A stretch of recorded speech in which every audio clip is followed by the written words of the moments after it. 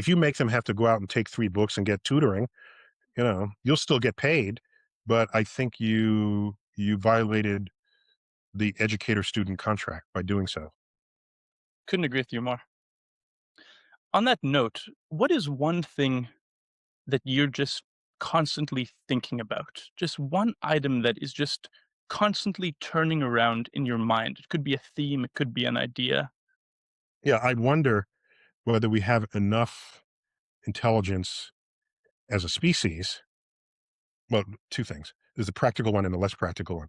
I wonder if we have enough wisdom as a species to become better shepherds of our own civilization so that we don't just survive the future, that we will thrive in the future in harmony with the world that has supported us for 100,000 years. So I think about that often. And a sidelight of that, I wonder if we are smart enough, if the human brain is smart enough to actually figure out all that can be figured out in the universe. If we, by some measures, I don't necessarily agree with this statement, but let's just accept it for the moment, that humans are the only sort of, we are the first smart species ever to be on Earth. Okay. We can define that in such a way that it's true. Okay. Like we have technology and okay, we have libraries so we can pass information forward. So let's make that the criterion, all right, rather than debate it. Let's just assume that for the moment. All right. If we're the first ones to have that ability, who are we to believe that that's sufficient smarts to figure out the hardest problems in the universe? Who are we to believe that we're even smart enough to know what questions to ask? I lose sleep every now and then, at least once a week, contemplating whether if we meet an alien species that comes to visit us and they're a little bit more smart than us, just kind of the way we are compared to chimpanzees. When I say a little bit genetically, what do we have? 99.5% identical DNA with chimps. If it's not that, it's 98%. Whatever the number is, it's high. So you want to say, well, that 2% difference, look what a difference that makes. All right. They swing on trees and we have the Hubble telescope and art and poetry and philosophy. All right. So now find a species that's 2% beyond us on that same scale. What do we look like to them? What we wouldn't be able to understand their simplest thoughts any more than a chimp can understand our simplest thoughts. What's our simplest thought?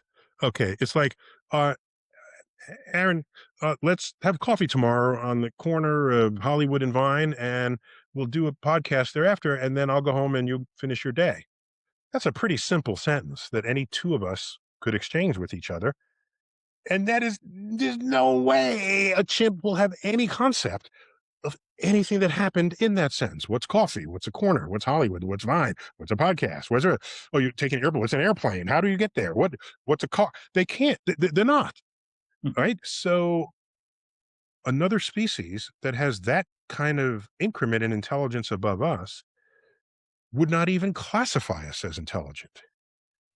I want to know what problems are easy to them, what problems challenge them, what questions they're asking that we don't even dream of asking because our intelligence is incapable of getting there.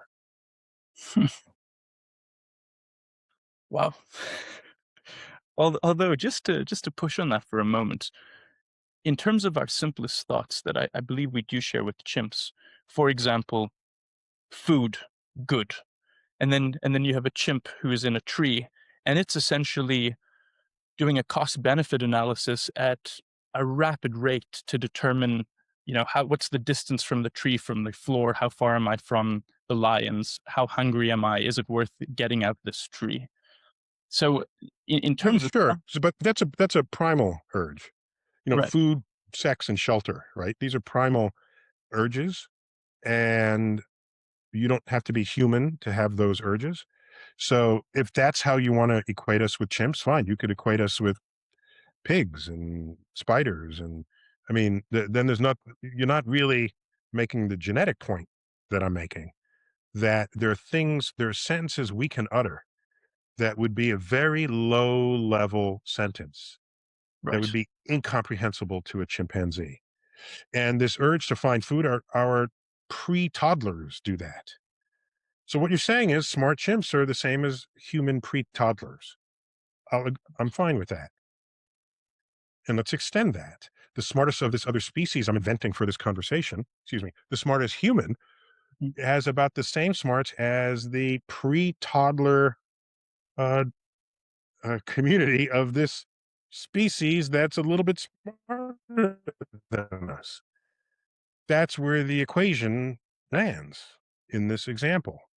What's the So species it may be called? that aliens have visited Earth and saw no sign of intelligent life and just kept going. Fair enough. Fair. Have you thought of a name for this fictitious species? Um, so yes, AI. No, no, I don't have a name for it. I don't, for all we know, they'll come make us their pets. Um, I mean, why not? We'll just be entertainment for them.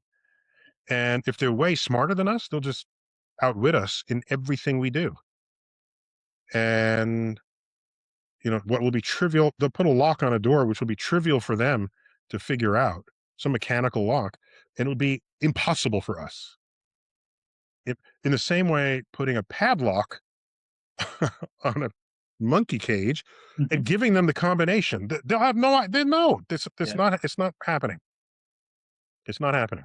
And if it is AI that you're referring to, and I mean, we speak about this in economics quite a bit, but if the AI is essentially told to optimize humanity for our utility or our happiness, then they're what, injecting us with serotonin and other strange things just to maximize that and keep us locked up in these padlock cages. It's a Yeah, and pretty we wouldn't know and we wouldn't care. That's yeah, correct.